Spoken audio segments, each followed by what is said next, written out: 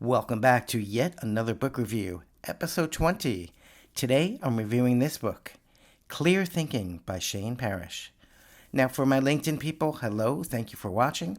Please connect with me if you haven't yet. And if you're on YouTube, please like, share, and subscribe. It helps me out so much. Now, no one teaches us how to think, and yet, thinking clearly is the most important skill we can learn. And yes, you can learn it. Shane Parrish is the author of many self-improvement books and a huge part of the website Farnham Street. Maybe the founder too, I'm not sure.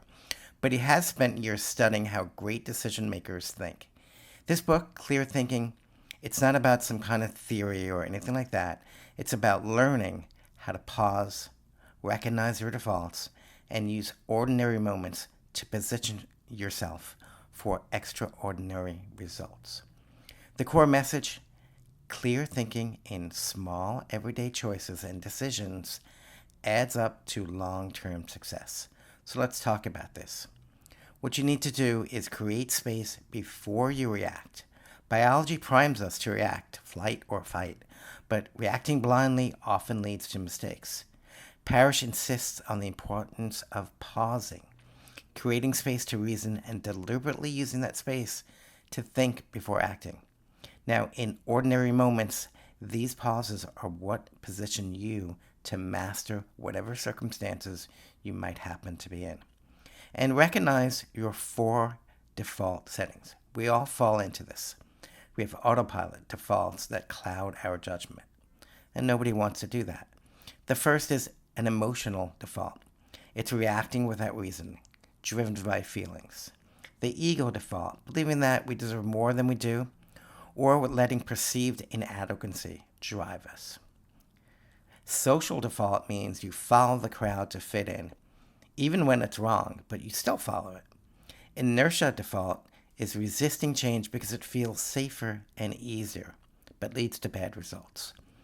So you can't really erase defaults, but you can reprogram them by building awareness and practicing intentional environments.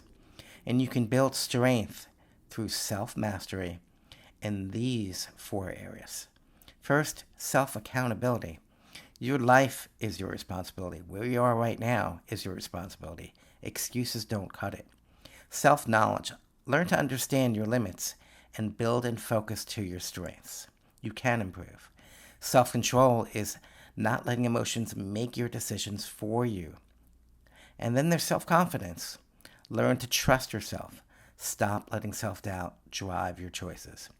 Your strength comes from showing up mentally, being aware, and being consistent. So set high standards and surround yourself with the right people, because success isn't about drifting with the current. The author shows us that the most successful people out there, they set and uphold unusually high standards. Then they reinforce those standards by surrounding themselves with people, stories, ideas, books that raise their game.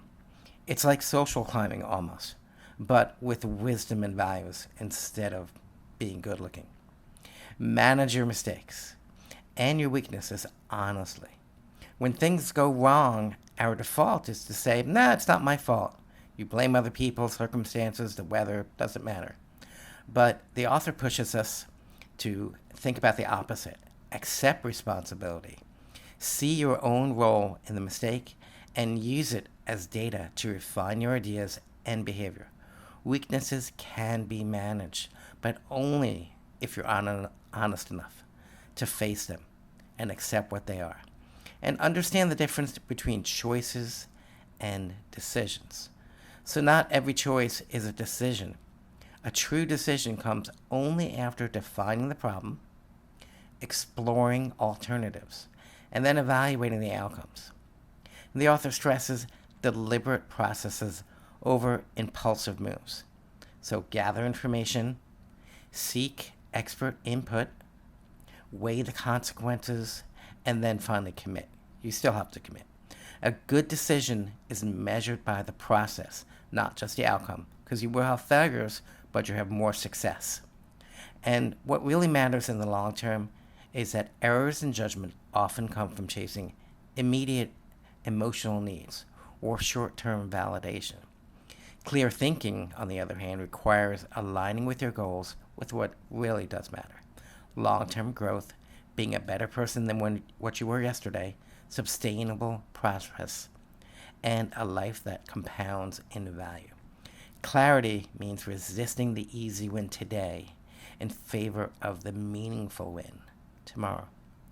So, thank you. This is a wonderful book. And what struck me is how much it validates people who I've seen, and even in my own life, that the small pauses, the little educated decisions, and the willingness to change and challenge defaults end up shaping you who you are, and far more than any dramatic events that we all do have. It's about being intentional when it's easier to be lazy. And that's where most of us slip. This book is for anyone who makes decisions, which is all of us, of course.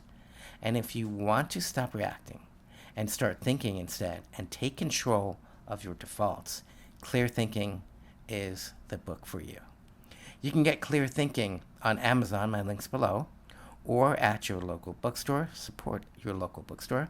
As an Amazon affiliate, you pay nothing more and get to support this channel and my growing book addiction. So let me know your thoughts in the comments. Thank you once again for watching.